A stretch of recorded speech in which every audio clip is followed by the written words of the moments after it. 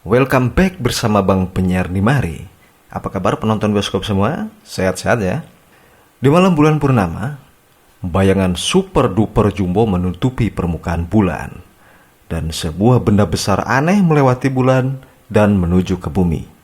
Manusia semuanya terkejut karena tanpa salam dan permisi, rombongan alien memasuki bumi. Perasaan penduduk bumi campur aduk kayak sop buah tanpa wadah. Ada perasaan bangga dan gembira karena ternyata manusia punya tetangga di alam semesta ini. Mungkin mereka berkunjung pengen ngudut tingwe dan nyobain telur gulungnya Mang Edoy, atau sekedar belanja tusuk gigi di Indomaret, entahlah, nggak tahu.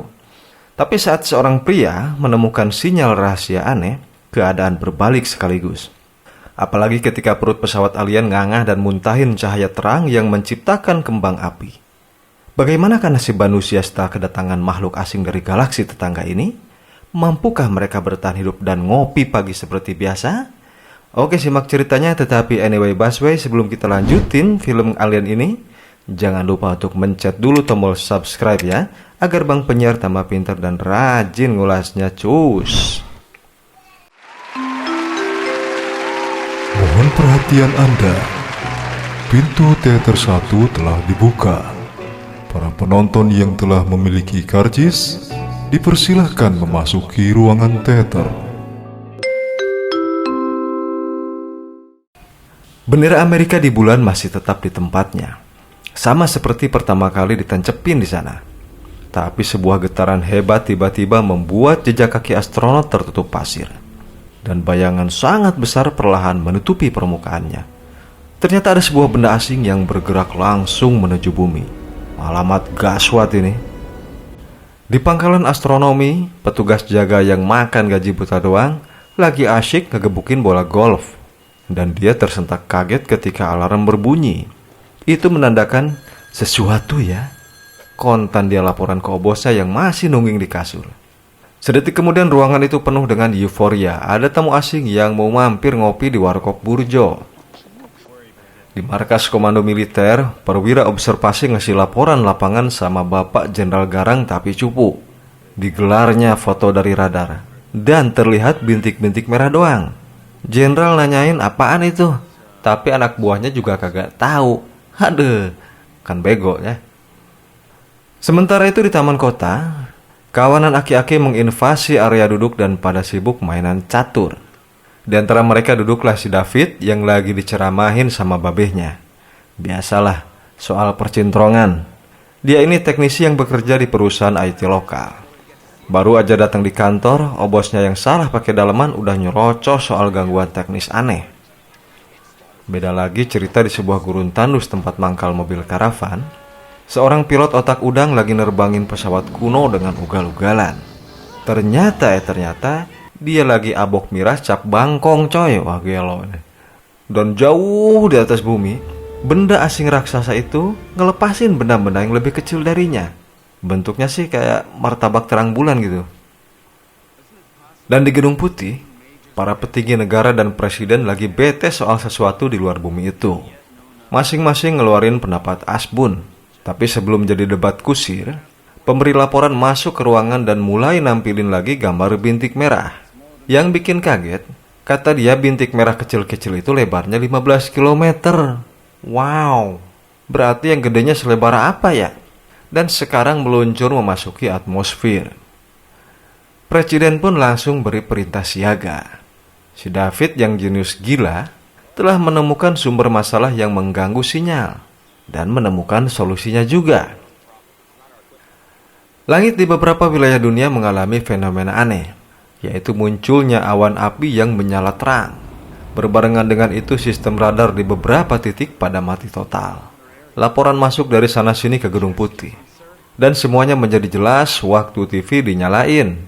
Pesawat radar canggih yang dikirim juga terganggu sistemnya. Sampai tahu-tahu mereka udah nabrak awan api. Apes banget.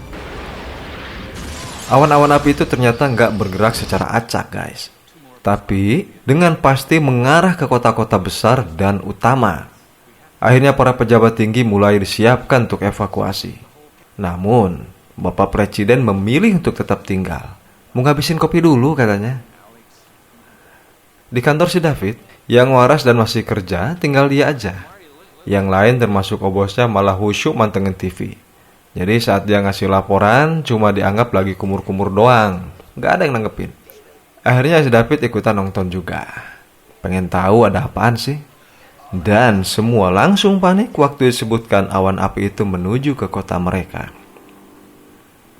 Balik ke si pilot saraf, dia lagi asik minum teh tubruk. Ketika dia mulai diisengin sama pegawai bengkel sebelah, digoreng habis dah pokoknya. Ya buat lucu-lucu anak mereka aja. Dan semua yang di situ segera mingkem saat tiba-tiba piring gelas sendok garpu dan meja mereka bergetar kencang.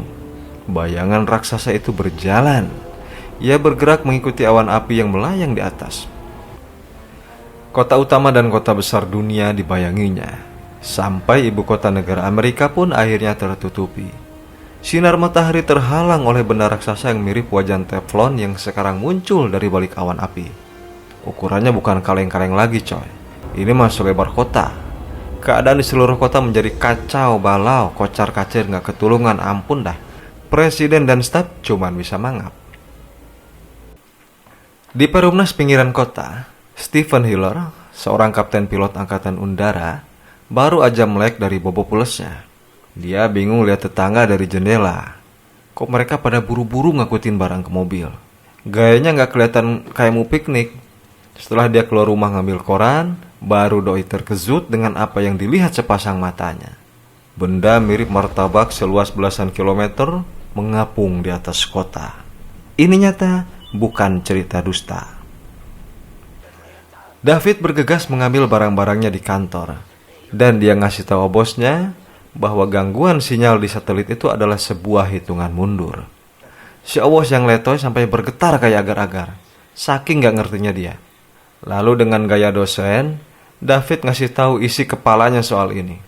Bahwa baginya, sinyal hitungan mundur itu adalah pengaturan waktu untuk agresi militer versi alien. Seketika si obos pun megap-megap ke ikan gabus. Dan dia hampir saja berak di celana. Dah. Presiden lagi memberikan pernyataan resmi langsung di Gedung Putih. Dan Connie yang nongkrongin di sana mendadak dibisikin OB, ada yang mau ngajuin proposal katanya. Setelah diangkat, ternyata itu si David lakinya, yang semangat ngasih tahu Connie agar secepatnya cabut dari Washington. Teori hitungan mundurnya juga disampaikan ke dia. Tapi sayang gak disayang, teleponnya diputus sama doi. David gonok banget dah. Si kapten memutuskan untuk cabut ke pangkalan udara. Dan pasangan kumpul kebonya kesel asli sama keputusannya. Dia khawatir cowoknya bakal dikenyot hidup-hidup sama alien. Tapi Steve tetap ngotot jalan ke sana. Dan ceweknya pun gak bisa ngapa-ngapain lagi dah. Dia pasrah akhirnya. Cuman bisa nitip pesan doang. Kalau ke sana, jangan lupa beliin somai Bandung pedas Mang Dudung level 100. Steve pun gak iyain, biar dia diem kagak ngoceh mulu. Sementara di jalanan, kekacauan pecah di mana-mana. Setiap sudut penuh hiruk pikuk. David pakai sepeda nyatronin rumah babenya yang nyambut dia pakai bedil coy. Dia ngajakin si babe buat pergi menjauh dari kota. Dan di istana presiden lagi telepon-teleponan sama bininya. Nyuruh dia buat segera pergi pakai helikopter milik BUMN. David dan babenya sendiri udah caw di jalanan menuju keluar kota. Di atas mereka pesawat martabak alien masih anteng ngambang dengan menakutkan. Dan sepanjang perjalanan obrolan hangat dengan topik gosip bapak-bapak mengalir kayak bengawan Solo. Yang pada dasarnya David minta babenya nyupir sedikit kenceng aja. Tapi emang dasar aki-aki ya, 30 kilo per jam itu udah maksimal bagi dia. Di pangkalan udara, Steve langsung belok ke kamar ganti.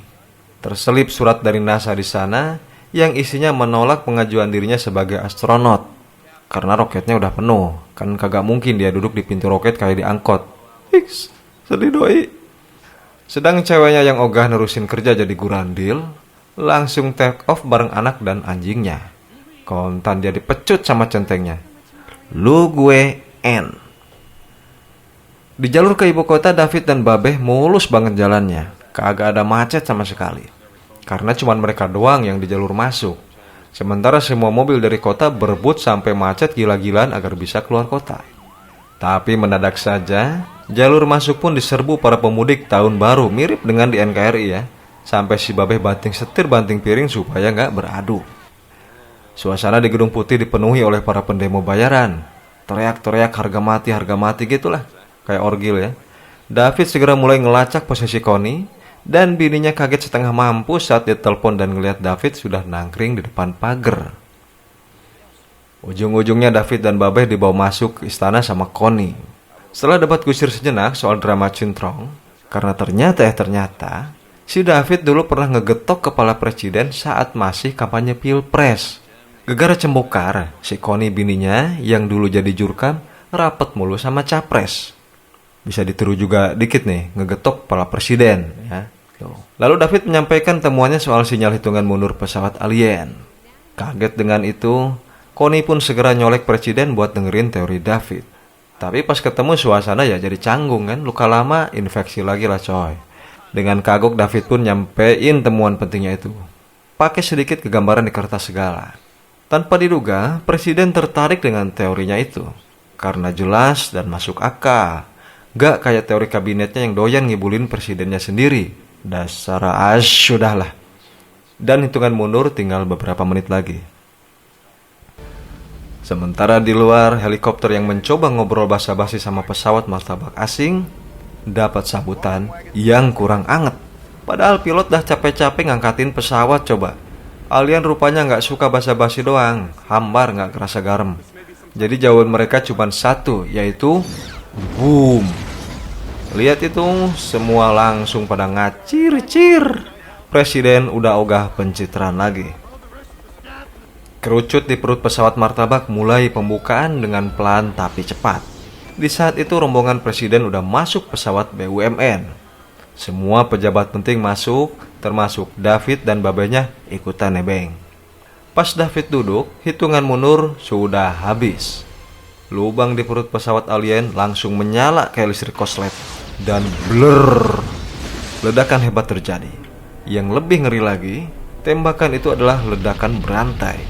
Gelombang api hebat dan letusan dahsyat sambung menyambung menjadi satu tiada henti, menyapu seluruh kota di bawah pesawat martabak.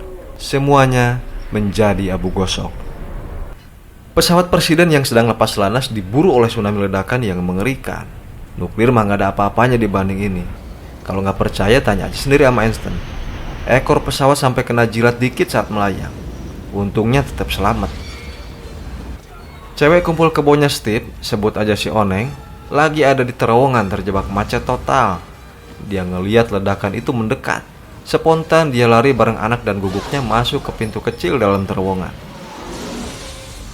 Para pilot tempur di pangkalan pasir lagi nerima briefing operasi dari komandan. Mereka dipastikan akan menyerang pesawat alien terdekat. Dan Steve dah gatel pengen cepet-cepet nembakin rudal gedenya. Di bawah monitor presiden, mereka melesat ke angkasa menuju target musuh. Nggak pakai lama, wajan raksasa kebalik itu udah mereka lihat, mengapung di atas serpian kota yang telah jadi abu. Segera aja rudal diluncurin sekaligus. Cuman sayang banget, ternyata gak ngaruh sama sekali. Pesawat alien ini ternyata punya ilmu kebal. Dicoba lagi, tetap sama juga gak mempan. Lihat itu dengkul presiden lemes. Ditambah dari mulut pesawat bangke itu melesat keluar ratusan atau ribuan, gak tahu dah kagak dihitung soalnya, pesawat alien kecil yang kini memburu jet tempur. Yang kecil-kecil ini pun sama punya ilmu kebal juga, gak mempan sama roket dan rudal. Sekarang para pilot itu jadi santapan lezat alien. Satu persatu dilumat sama mereka. Akhirnya yang tersisa hanya tinggal Kapten Steve yang ngacir kabur ke gurun. Itu pun masih diuber juga sama seekor musuh. Pangkalan udaranya pun tak luput disapu bersih sama alien garis miring ini. Steve yang ngajak main kucing-kucingan sama alien akhirnya berhasil jugalah merontokkan pesawat musuh yang memburunya. Dan saat alien itu nongol dari kokpitnya, langsung disapa dengan hook kanannya doi. Cepot. Oneng yang nyupirin truk nganggur yang gak hancur dari ledakan, ngangkutin orang-orang yang masih hidup. Dia menemukan helikopter ibu negara.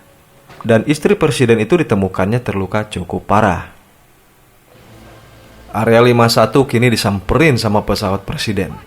Ternyata di bawah tanah hamparan gurun panas itu, terdapat tempat canggih dan modern dengan para ahli sebagai penghuninya.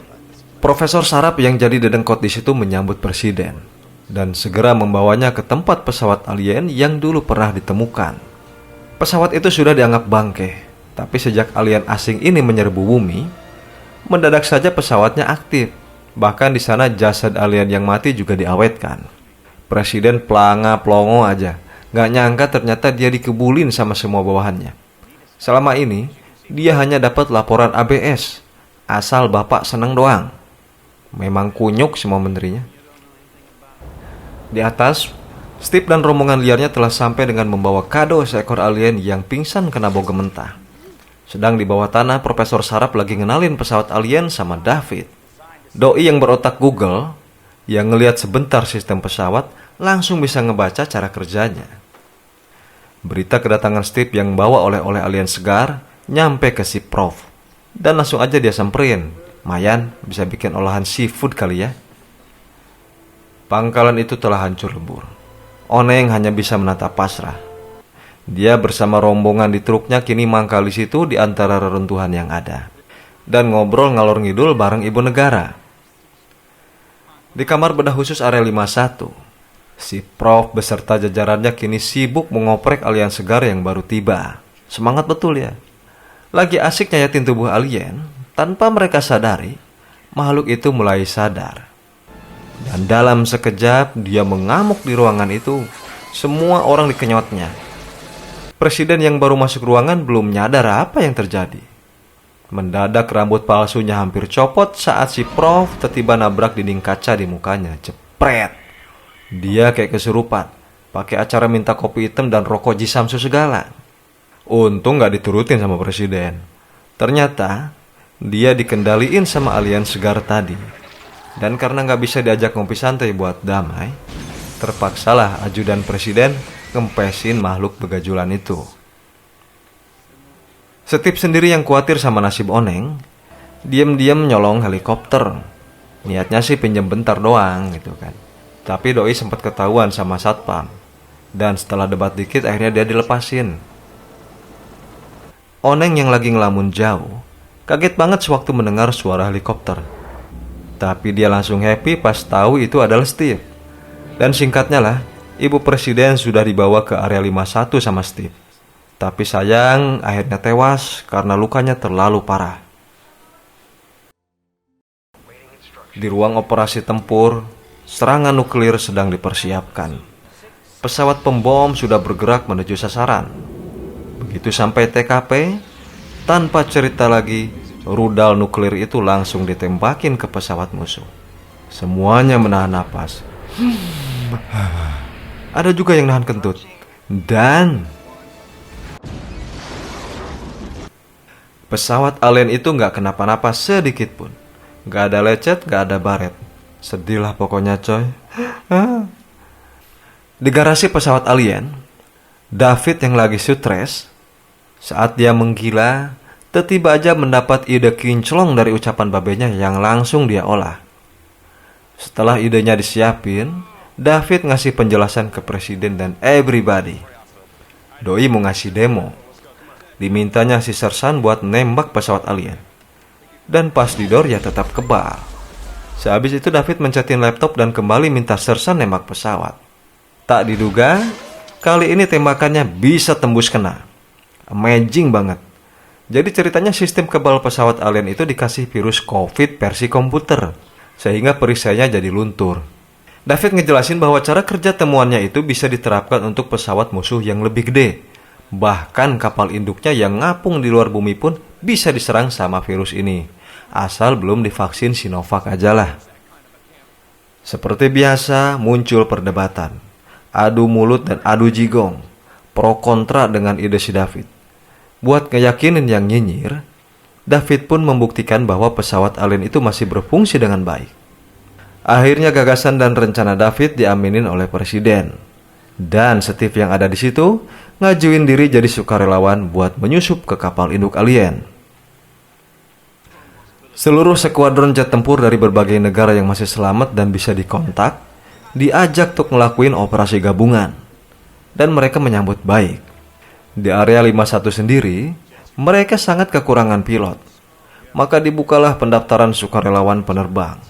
Mereka yang masuk langsung dipersiapkan seadanya, digenjot habis-habisan. Sedang pesawat alien yang bisa dioprek David sudah dimodifikasi dadakan buat operasi gabungan ini. Ternyata Presiden sendiri memimpin langsung skuadron tempur abal-abal ini. Karena dia dulu mantan pilot, bukan mantan tukang kayu ya. Sebelum beraksi, semua pilot jadi-jadian ini dibakar semangatnya sampai gosong oleh Presiden. Tak lupa slogan kebanggaan dikumandangkan. Maju perut pantat mundur, pulang gelut makan bubur. Semua warga yang bernapas bertepuk tangan. David dan Steve udah duduk manis di kokpit alien, bersiap menerbangkan pesawat asing menuju kapal induknya di luar angkasa. Sedetik kemudian langsung melesat ke langit, cus, dan kecepatan lajunya betul-betul bikin Steve takjub. Perjalanan mereka ternyata berlangsung dengan mulus. Dan di bumi, Presiden beserta skuadron akan bertempur habis-habisan dengan pesawat induk cabang alien yang selebar 15 km. Mendekati kapal induk, pesawat yang dibawa Steve diambil alih kendalinya oleh alien. Fisik kapal itu mengerikan. Besarnya sekitar 1/4 besar bulan. Kelo dah.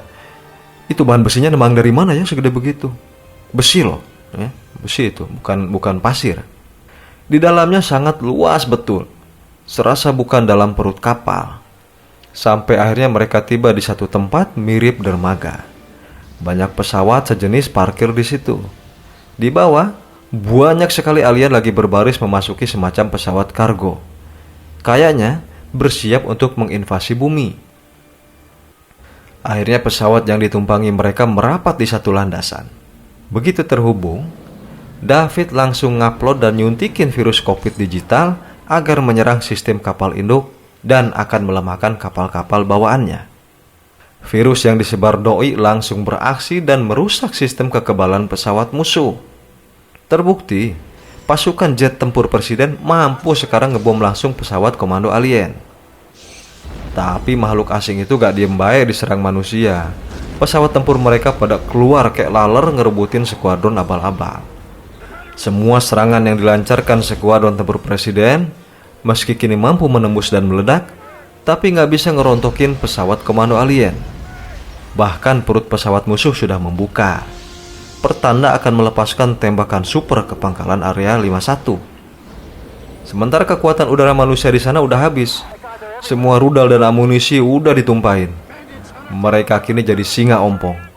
Dan di saat genting itu, tahu-tahu Russell, si pilot abok gemblung, udah nimbrung di TKP dan melesat langsung ke perut pesawat musuh yang siap meledak. Tapi pas mau nembak, mendadak rudalnya macet coy. Kayaknya ikutan abok juga. Akhirnya Russell segera mengambil keputusan cepat. Dia tidak membelokkan jet tempurnya, tapi langsung menuju ke titik tabrak tembakan musuh. Dia melancarkan serangan bom bunuh diri. Wih, gile. Maka terciptalah rangkaian ledakan yang melahap seluruh badan pesawat, hingga akhirnya rontok mencium tanah. Ternyata, kelemahan pesawat komando alien itu ada di pusat perutnya, di udelnya lah. Saat David minta pulang, ternyata pesawat mereka udah digembok. Jepitnya kagak bisa dilepas. Dan tiba-tiba saja, penutup jendela pesawat dibuka paksa oleh operator alien.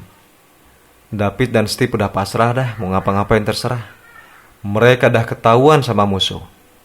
Tapi mereka ternyata masih punya satu senjata pamungkas rahasia. Dan sekarang tiba waktunya untuk dipergunakan.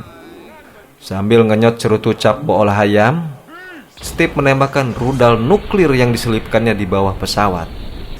Hentakan rudal melepaskan jepitan pesawatnya.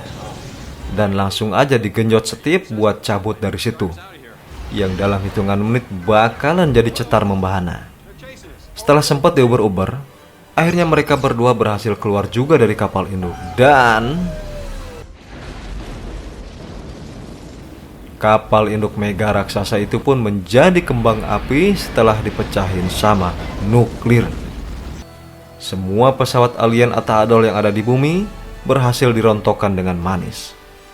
Steve dan David pun menjadi pahlawan dunia yang geledegan. Luar biasa. Dan demikianlah cerita film ini selesai alias tamat. Jangan lupa guys untuk selalu ambil yang baiknya dan buang yang bejatnya. No hoax, no pelangap-longo, dan sekian dulu. Adios amigos, sawios daparantos, merdeka. Merdeka, Aduh, lemes banget bah. Ngopi dulu ya.